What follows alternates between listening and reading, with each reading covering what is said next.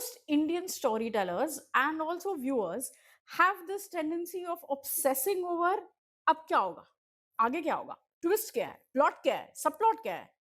But guys, one of the greatest coming of age films made in recent times barely has a plot. That's Lady Bird. Hi, I'm Alka. I write and create shows for a living, and that's the lens I watch all forms of storytelling from. So, at the center of Lady Bird is a mother daughter conflict.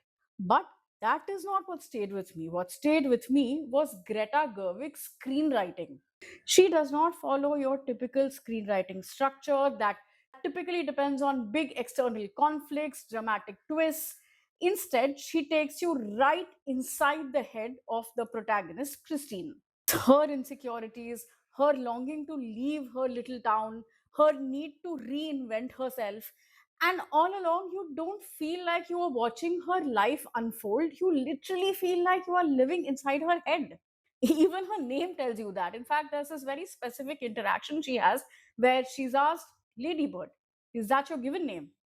And she's like, yeah. I gave it to myself. It's given to me by me. And then there's her mother, Miriam, who's overworked, financially stretched to the core, and also just as flawed as her daughter, but flawed differently. And not expect everybody to do everything.